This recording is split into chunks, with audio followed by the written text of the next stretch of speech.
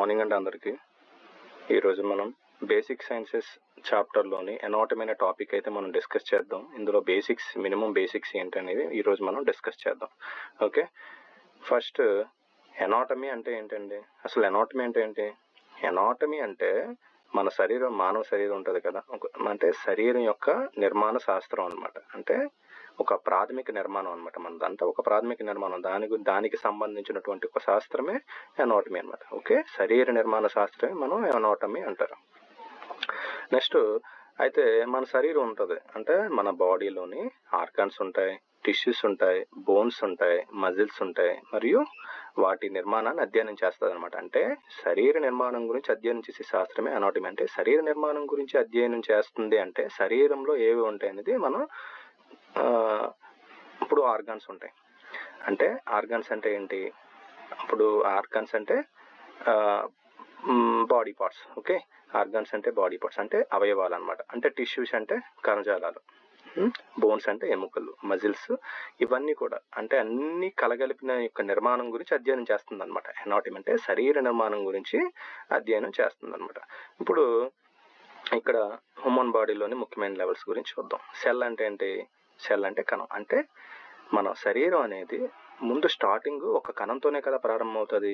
అంటే కణము, సెల్ అంటే కణం. టిష్యూ అంటే కణాలన్నీ కలిపి కణజాలాల కింద తయారవుతాయి అనమాట. అంటే కణం తర్వాత కణజాలం ఫామ్ అవుతుంది, తర్వాత బాడీ పార్ట్ ఆర్గాన్. ఓకే, ఆ తర్వాత అవయవాలన్నీ కలయికే మనం ఆర్గానిక్ సిస్టమ్ అంటారు. అంటే అవయవ వ్యవస్థ అంటాం అనమాట. అంటే అవయవాలన్నీ కలిస్తే అవయవ వ్యవస్థ అవుతుంది అనమాట. సో తర్వాత ఒక అవయవ వ్యవస్థ అనేది ఒక పూర్తి జీవిగా మారుతుంది అనమాట. అది మన శరీరం యొక్క ప్యాటర్న్. ఓకే, మనం ఇంకా తెలుసుకోవాల్సింది ఏంటంటే మన హ్యూమన్ బాడీలోని ప్రధానటువంటి కొన్ని ఆర్గానిక్ సిస్టమ్స్ ఉన్నాయి. అవి ఏంటంటే ఇప్పుడు మన అస్థిపంజరం, అంటే లోపల ఎముకలతో కూడినటువంటి అస్థిపంజరం ఉంటుంది. అంతా కూడా ఒక వ్యవస్థ అంటాం. అంటే అస్థిపంజర వ్యవస్థని మనం టెక్నికల్గా ఏమంటాం అంటే స్కెలటల్ సిస్టమ్ అని అంటాం అనమాట. నెక్స్ట్ ఇప్పుడు కండరాలు ఉంటాయి కదా, మన బాడీలో కండరాలు ఉంటాయి. అంటే కండరాలన్నీ కూడా ఒక వ్యవస్థ. అంటే కండరాల వ్యవస్థని మనం టెక్నికల్గా ఏమంటాం అంటే మస్కులర్ సిస్టమ్ అనేది అంటాం అనమాట. ఓకే, నెక్స్ట్ నాడీ వ్యవస్థ అంటే ఏమంటాం? నర్వస్ సిస్టమ్ అని అంటాం అనమాట. రక్త ప్రసరణ వ్యవస్థ అంటే రక్తం అనేది ప్రసరించడం, మొత్తం అంతా మన బాడీ అంతా రక్తం ప్రసరిస్తుంది కదా. సో అదంతా ఒక వ్యవస్థ. అంటే దాన్ని టెక్నికల్గా ఏమంటాం అంటే కార్డియోవెస్కులర్ సిస్టమ్ అని అంటాం అనమాట. ఈ టెక్నికల్ వర్డ్స్ అనేవి చాలా ఇంపార్టెంట్ అనమాట, మనకి తెలియాలి. టెక్నికల్ వర్డ్స్ అనేవి ఏంటి, నాడీ వ్యవస్థ అంటే ఏంటి, కండరాల వ్యవస్థ అంటే దాన్ని ఏమంటాము, ఇలాంటివి టెక్నికల్ వర్డ్స్ అనేవి మనకు క్లారిటీగా తెలియాలి. అంటే మినిమం బేసిక్స్ అనేవి మనకి క్లారిటీగా తెలియాలన్నమాట. ఇప్పుడు శ్వాసకోశ వ్యవస్థ అంటే మనం గాలి పీల్చుకుంటాం కదా, అంటే రెస్పిరేటరీ సిస్టమ్ అని అంటాం. ఓకే, నెక్స్ట్ జీర్ణ వ్యవస్థని ఏమంటాం ఇంగ్లీష్లో? జీర్ణం అంటే డైజెషన్ అవ్వాలంటాం కదా, సో డైజెస్టివ్ సిస్టమ్ అని అంటాం. నెక్స్ట్ మూత్ర వ్యవస్థ అంటే యూరిన్కి అంటే దాన్ని ఏమంటామంటే యూరినరీ సిస్టమ్. నెక్స్ట్ పునరుత్పత్తి అంటే పునరుత్పత్తి చెందడం అంటాం కదా, అంటే ఒక జీవి ఇంకొక జీవిని పుట్టించడం, అంటే రీప్రొడక్టివ్. సో పునరుత్పత్తి వ్యవస్థ ఏమంటే రీప్రొడక్టివ్ సిస్టమ్. నెక్స్ట్ అంతఃస్రావ గ్రంథులు వ్యవస్థ. అంతఃస్రావ గ్రంథులు అంటే ఏంటి? లోపల మన శరీరంలో ఉన్నటువంటి కొన్ని గ్రంథులు ఉంటాయి. అంటే లోపల స్రవించే గ్రంథులే అంతఃస్రావ గ్రంథులు. వాటి యొక్క వ్యవస్థని ఏమంటామంటే ఎండోక్రైన్ సిస్టమ్ అని అంటారనమాట. ఓకే, మన బాడీ అంటే చర్మంతో కలియకే కదా, చర్మం ఉంటుంది కదా మన బాడీకి, అంటే అదొక వ్యవస్థ. అంటే చర్మ వ్యవస్థ అంటాం. అంటే చర్మ వ్యవస్థను టెక్నికల్గా ఏమంటాం అంటే ఇంటిగ్యుమెంటరీ సిస్టమ్ అని మనం చర్మ వ్యవస్థ అని అంటాం అనమాట. ఓకే, నెక్స్ట్ రోగ నిరోధక వ్యవస్థ లేదా శోషరస వ్యవస్థ అంటే దాన్ని ఏమంటాం అంటే మనం అంటాం కదా బాడీలో ఇమ్యూనిటీ ఉండాలి, ఇమ్యూనిటీ ఉంటే అంటే ఇమ్యూనిటీ ఉంటే అంత ఈజీగా అటాక్ చేయలేవు ఏ వ్యాధి కూడా అంటారు కదా. సో రోగ నిరోధక వ్యవస్థ అదే ఇమ్యూనిటీ సిస్టమ్, అదే లింపాటిక్ శోషరస వ్యవస్థ అని కూడా అంటారు. ఇప్పుడు మనం మన ఎనాటమీలో కొన్ని బేసిక్స్ అనేవి నేర్చుకుందాం. కొన్ని ఇంపార్టెంట్ MCQs చూద్దాం. For example, anatomy deals with the study of కొన్ని ఆప్షన్స్ అయితే ఇచ్చాడు. మనం తెలిసింది ఎనాటమీ అంటే ఓకే శరీర ప్రాథమిక నిర్మాణంకి సంబంధించి చెప్తుంది అని చెప్పేసి. ఇప్పుడు ఆప్షన్ ఏ ఉంది, ఫంక్షన్ ఆఫ్ బాడీ అంటే శరీరం యొక్క ఫంక్షన్ అంటే ఏంటంటే పనితీరు అనమాట. అంటే మన బాడీ యొక్క ఏ విధంగా పనితీరు జరుగుతుంది అనేది దానికి చెప్తుంది అనమాట.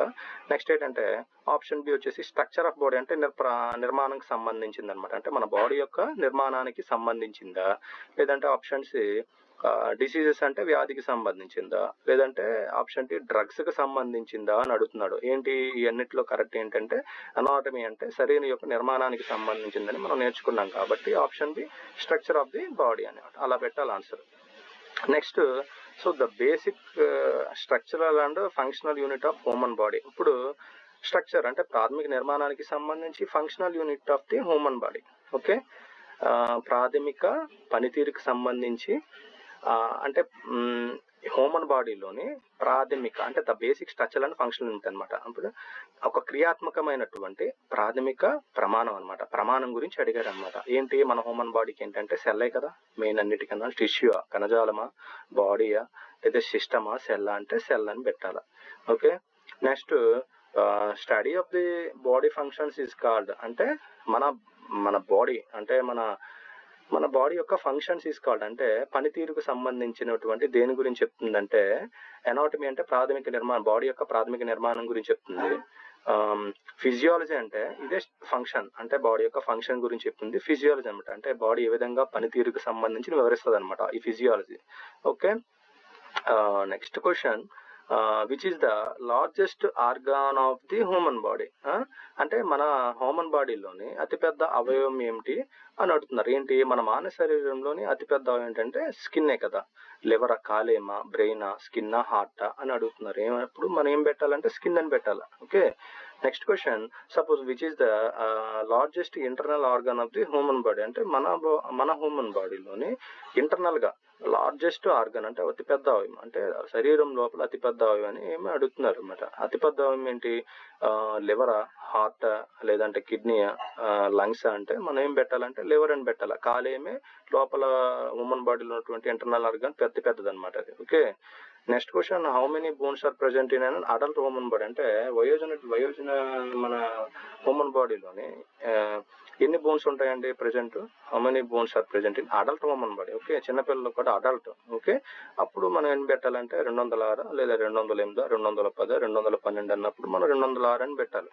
Okay, next question so the longest bone in the human body is అంటే అతిపెద్ద అవయవం అనమాట హ్యూమన్ బాడీలోనే.